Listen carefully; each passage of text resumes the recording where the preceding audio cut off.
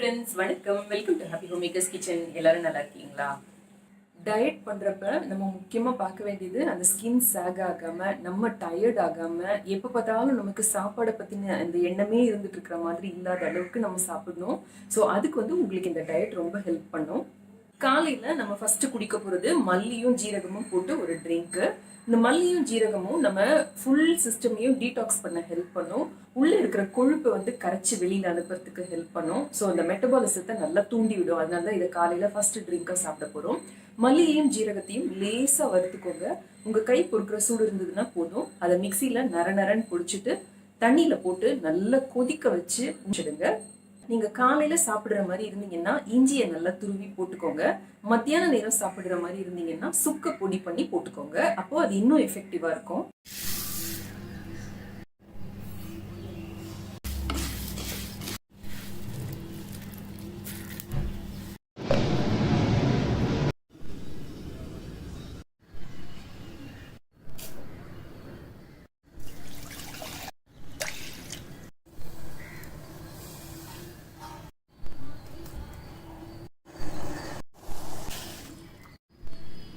ஈவினிங்க்கும் நீங்கள் சுக்கு பொடியே போட்டுக்கலாம். நீங்கள் நைட் சாப்பிட்ற மாதிரி இருந்தீங்கன்னா, உங்களுக்கு கான்ஸ்டிபேஷன் ப்ராப்ளம் இருந்தது அப்படின்னா, ஒரு சிட்டிகை அளவுக்கு கடுக்காய் தூள் இதில் சேர்த்து போட்டு குடிச்சிங்கன்னா ரொம்ப எஃபெக்டிவாக இருக்கும். இது காலையில் தான் குடிக்கணும்ட்டு இல்லை. நீங்கள் ஒரு மீல் சாப்பிட்றதுக்கு ½ அன் ஹவர் முன்னாடி கூட இதை குடிக்கலாம். உங்களுக்கு சூடாக ஏதாவது குடிக்கணும் போல இருக்கிறப்பெல்லாம் டீ காஃபி குடிக்கிறதுக்கு பதில் கூட இதை நீங்கள் குடிக்கலாம். அடுத்தது காலையில் பிரேக்ஃபாஸ்ட்டுக்கான கஞ்சி பார்ப்போம். இந்த கஞ்சியை நீங்கள் வாரத்தில் 2லேருந்து 3 நாள் வரைக்கும் சாப்பிடலாம். இந்த வெயிட் லாஸ் பிரேக்ஃபாஸ்ட் கஞ்சிக்கு தேவையான பொருட்கள்: 1 கப் அளவுக்கு ராகி, அரை கப் அளவுக்கு பாசிப்பருப்பு, 1/4 கப் அளவுக்கு கருப்பு கவுனி அரிசி, ஒரு கைப்பிடி அளவுக்கு மிக்ஸ்டு நட்ஸ் எடுத்துக்கோங்க. நீங்க எது வேணாலும் எடுத்துக்கலாம். பாதாம், முந்திரி, பிஸ்தா, வெள்ளரி விதை, தர்பூசணி விதை, வால்நட்டு, இது சன்ஃப்ளவர் சீட்ஸ், இது சாரப்பருப்பு. உங்களுக்கு என்ன பிடிக்குமோ நீங்க எடுத்துக்கோங்க. ஒரே ஒரு சின்ன துண்டு சுக்கு எடுத்துக்கோங்க. ஒரு ஏலக்காய் எடுத்துக்கோங்க. கேழ்வரகு, இந்த நட்ஸு, இந்த கருப்பு கவுனி அரிசி எல்லாத்தையும் தனித்தனியாக நைட்டு ஃபுல்லும் ஊற வச்சுக்கோங்க. இந்த கருப்பு கவுனி அரிசியை நல்லா களைஞ்சிட்டு அதுக்கப்புறமா ஊற வைங்க.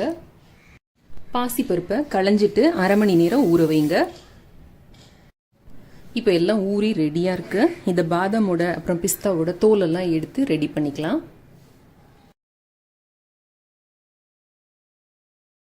இந்த மாதிரி களைஞ்சி தண்ணியை சுத்தமாக வடிச்சிட்டு எல்லாத்தையும் ஒரு ½ அன் ஹவர் நல்லா காய போட்டுருங்க. ஒரு காட்டன் கிளாத்தில் கிச்சன் கவுண்டரில் காய போட்டால் போதும். வெயிலெல்லாம் காய வைக்க வேண்டாம். வானலியை சூடு பண்ணி ஒன்றொன்னா ட்ரை ரோஸ்ட் பண்ணி எடுத்துக்கலாம். இந்த மாதிரி நல்லா வறுபட்டு வாசனை வர ஆரம்பிக்கிறப்ப இதை எடுத்து ஒரு தட்டில் கொட்டி ஆற வைங்க. பாசிப்பருப்பை நல்லா செவக்க வறுத்துக்கலாம். இந்த மாதிரி லேசாக நிறம் மாதிரி கிறிஸ்பியாக ஆகிறப்ப எடுத்து கொட்டிடுங்க. அடுத்தது ராகியை வறுத்துக்கலாம். அடுத்தது இந்த நட்ஸ் போட்டு வறுத்து எடுத்துக்கலாம். இப்போ இதையும் எடுத்து கொட்டி நல்லா ஆற வச்சிடலாம். நல்லா ஆறுனதும் மிக்சியில் போட்டு பொடி பண்ணி எடுத்துக்கலாம். இந்த மாதிரி நல்லா நைஸாக பொடி பண்ணி எடுத்துக்கோங்க. ஒரு ட்ரை கிளாஸ் பாட்டிலில் போட்டு ஸ்டோர் பண்ணி வச்சுக்கோங்க. இது 15 டேஸ் வரைக்கும் வெளியில் நல்லா இருக்கும். ஒரு பேனில் 1 கப் அளவுக்கு தண்ணி எடுத்துக்கிட்டு அதில் 1½ டேபிள் ஸ்பூன் அளவுக்கு கஞ்சி பவுடர் சேர்த்துக்கோங்க. தேவையான அளவு கல்லுப்பு சேர்த்துக்கோங்க. அடுப்பில் வச்சு நல்ல கஞ்சி மாதிரி காய்ச்சிக்கோங்க. நல்லா இந்த மாதிரி திக்காய் பொங்கி வர்றப்ப அடுப்பை ஆஃப் பண்ணிடுங்க. இது கூட ஒரே ஒரு டீஸ்பூன் அளவுக்கு நெய் விட்டுக்கோங்க. நல்லா மிக்ஸ் பண்ணி சாப்பிட வேண்டியதுதான். காலையில் 2 கப் வரைக்கும் நீங்கள் இந்த கஞ்சி குடிக்கலாம். 2 பேரிச்சம்பழம் சாப்பிட்டுக்கோங்க. மத்தியானத்துக்கு ஒரு பவுல் ஃபுல்லும் சாலட் சாப்பிடலாம். நீங்கள் இன்னைக்கு நான் பூசணிக்காய் அப்புறமா தக்காளி அதெல்லாம் போட்டு பண்ணியிருக்கேன். உங்களுக்கு நீங்கள் எந்த வெஜிடபிள்ஸ் பிடிக்குமோ அது நீங்கள் போட்டு சாலட் பண்ணிக்கலாம். கூடவே ஒரு கைப்பிடி அளவுக்கு வறுத்த வேர்க்கடலை போட்டுக்கிட்டிங்கன்னா உங்களுக்கு தேவையான ப்ரோட்டீனும் கிடைச்சிடும். வயிறும் நல்ல ஃபில்லிங்காக இருக்கும். இந்த அளவுக்கு வெள்ளை பூசணிக்காய் எடுத்து சின்ன சின்ன பீஸாக நறுக்கி வச்சுருக்கேன். இது கூட 1/4 கப் அளவுக்கு பச்சை தேங்காய் நறுக்கி ஆட் பண்ணியிருக்கேன்.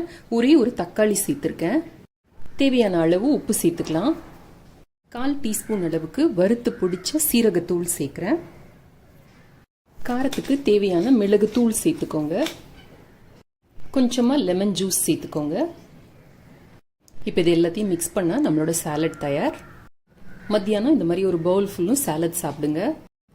2 hours கழிச்சு ஒரு டம்ளர் மோர் சாப்பிடுங்க.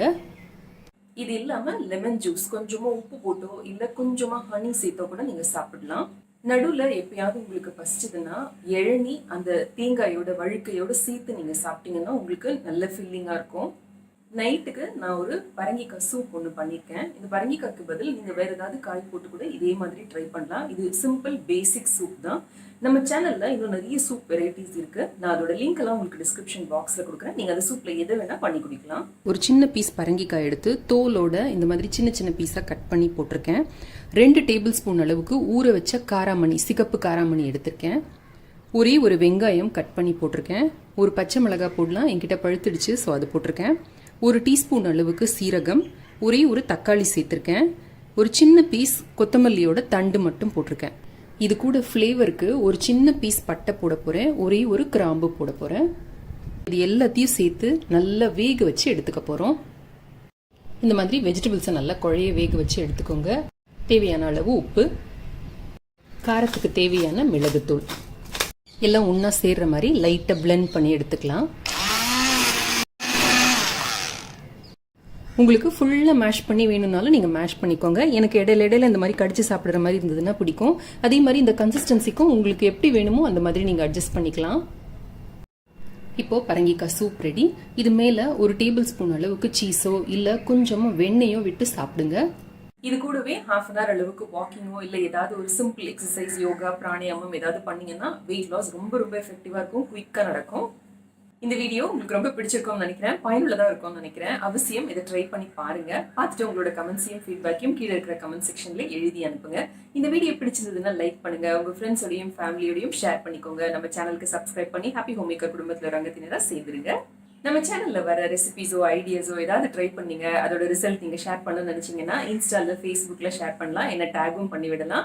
இன்ஸ்டா, ஃபேஸ்புக் ரெண்டுத்தோட ஐடியும் நான் கீழே இருக்க டிஸ்கிரிப்ஷன் பாக்ஸ்ல கொடுத்துருக்கேன். நம்மளோட மற்ற 2 சேனலான ஹாப்பி ஹோம் மேக்கர் கோலம் ரெண்டும் பாருங்க, சப்ஸ்கிரைப் பண்ணுங்க, சப்போர்ட் பண்ணுங்க.